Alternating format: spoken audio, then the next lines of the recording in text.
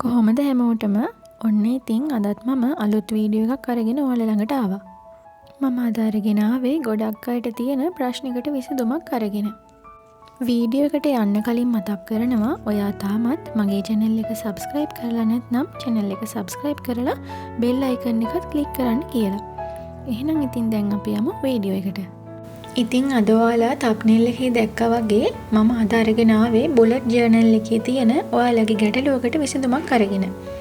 ඉතින් ඇත්තටම ඔයාට දවස් දෙකක් සමහර විට සතියක් bullet journal එක ලියා ගන්න බැරි වුණාද? ඒ හිස්තැන් දැක්කම දැන් මේක නතර කරලා දාන්න ඕනි කියලා හිතනවද? කලබල වෙන්න එපා.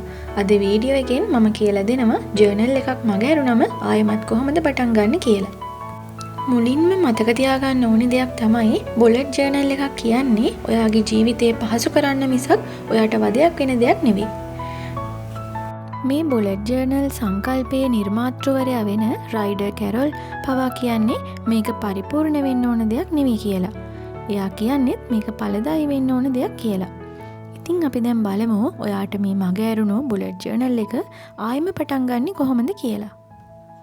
ඉතින් ඔයා මග හැරුණු දවස් ගැන පසුතැවෙනවා නම් දැම්මම ඒ පසුතැවෙන එක නතර කරලා දාන්න. ඒක අතීතේ. දැන් අපි බලමු අපිට මොකද්ද කරන්න පුළුවන් දේවල් කියලා.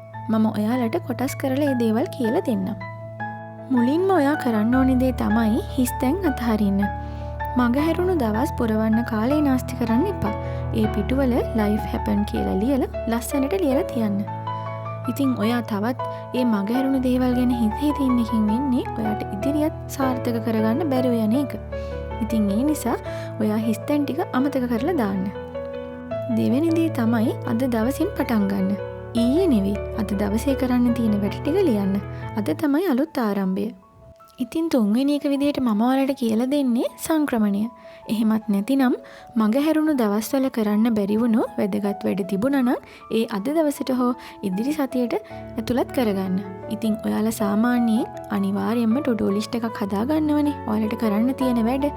ඉතින් ඔයාට කලින් දවස්වල කරන්න බැරි වුණු වැඩ හැමදේම ඔයාට මේ දැන් කරන්න පුළුවන් කාලේ ඒ ටික කරගන්න වෙනමම මාක් කරගන්න. ඉතින් ඒක තමයි තුන්වෙනිට මම ඔයාලට කියලා දෙන්නේ. හතරවෙනි එක විදිහට මම ඔයාලට කියලා දෙන්නේ විමර්ශනය කරන්න. ඇයි මට මග හැරුණේ? වැඩ වැඩි නිසාද? නැත්නම් මගේ ජර්නල් එකේ ලේඅවුට් එක ඕනවට වඩා සංකීර්ණ නිසාද? මෙන්න මේ දේවල් ගැනත් චුට්ටක් හිතලා බලන්න. ඉතින් මේ ක්‍රමවලට අමතරව මං චූටි උපදෙසක් ඔයාලට දෙන්නම්. ඉතින් ඔයාගේ ජර්නල් එක ලස්සන කරන්න ගිහින් ගොඩක් වෙලාව යනවා නම් ආයෙත් පටන් ගද්දි බොහොම සරලව පටන් ගන්න. පෑනයි පොතයි විතරක් පාවිච්චි කරන්න. ජර්නල් එකක් ලිවීම කියන්නේ තරඟයක් නෙවෙයිනේ. ඒක ගමනක්. දවසක් වැරදුනා කියලා ගමන නතර කරන්න එපා. ඉතින් අපි ඉදිරියටම කරගෙන යමු. ඉතින් ඔයාලට මොනවා හරි ගැටලුවක් තියෙනවා නම් පහලින් කමෙන්ට් එකක් දාන්න. ඉතින් වීඩියෝ එක ලයික් කරලා යාළුවන්ටත් බලන්න ෂෙයා කරන්න. තවත් මේ වගේ වැදගත් වීඩියෝ එකකින් හමු වෙනකන් අදට මම ඔයාලගෙන් සමුගන්නවා. එහෙනම් හැමෝම පරිස්සමෙන් ඉන්න. හැමෝටම ආදරේ. බුදු සරණයි.